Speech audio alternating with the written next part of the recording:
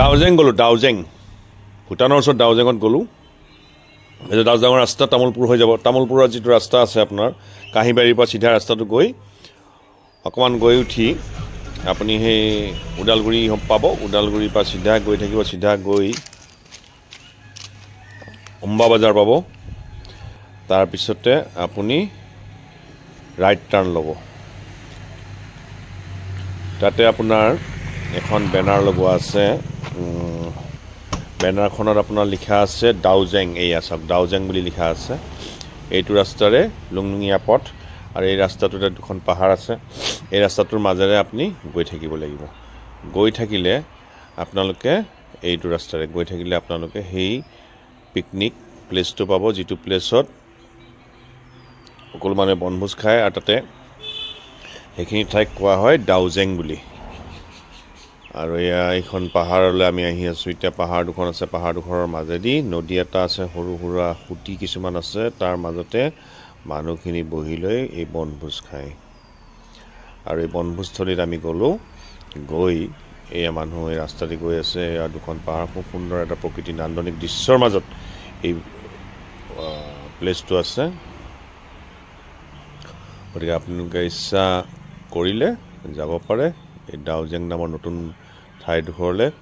ইয়াতে বহুত মানুহ এতিয়া নাই, হয়তো ভৱিষ্যতে ইয়াতে মানুহৰ এক সমাগমস্থলী হ'ব, বনভোজৰ স্থলী হ'ব। কাৰণ লাহে লাহে মানুহবোৰৰ মাজলৈ এইটো জনাজাত হৈ গৈ আছে, প্ৰচাৰিত হৈছে। তো সেইকাৰণে আপোনালোকে আহিলে হয়তো ইয়াতে আমি সেয়া বাঁহ কাটি অনা হৈছে ওপৰৰ পাহাৰৰ পৰা আনি, আকৌ তাতে কিবা ত্ৰিপাল এখন তৰি ল'লোঁ। আৰু তৰি লৈ তাতে আৰম্ভ কৰি দিলোঁ। চৌকা গেছ চেছ লৈ গৈছিলোঁ। তো এটা সুন্দৰ বনভোজ আমি তাতে খাবলৈ সক্ষম হ'লোঁ। আপোনালোকে কেতিয়াবা যদি ডাউজেঙলৈ যাব খোজে যাব পাৰে। বেছি দূৰ নহয়, কাঁহীবাৰীৰ পৰা চিধা ৰাস্তাটোৰে আপুনি 15 কিলোমিটাৰ গ'লে আপুনি ডাউজেং পাব। 15 কিলোমিটাৰ নহয়, 15 পৰা অকণ বেছি হ'ব, 22-23 কিলোমিটাৰ। 22-23 কিলোমিটাৰ পিছতে আপোনালোকে তাতে বনভোজস্থলীটো পাব।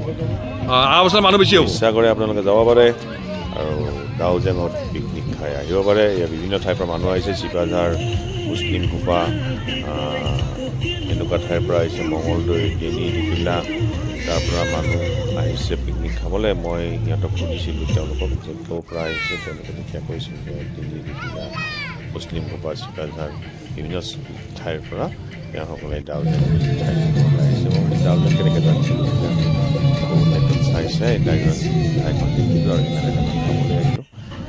তো আমি আশা কৰিছোঁ অহা বছৰ ইয়াতে বিভিন্ন মানুহ, বিভিন্ন ঠাইৰ পৰা মানুহ আহি এই বনভোজস্থলীখন সুন্দৰ কৰি তুলিব, তাৰ আশা কৰিছোঁ।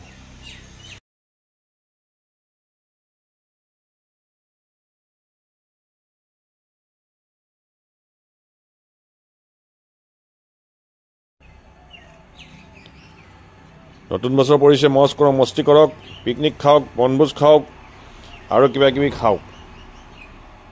নতুন বছৰ সুন্দৰভাৱে কটাওক 2025। আৰু সকলোকে শুভেচ্ছা জ্ঞাপন কৰিলোঁ। আপোনালোকে বনভোজ খাওক, নহ'লে ভোজ খাওক, নহ'লে কিবা কিবি খাওক, মুঠতে নতুন বছৰটো সুন্দৰভাৱে উপভোগ কৰক, উদযাপন কৰক।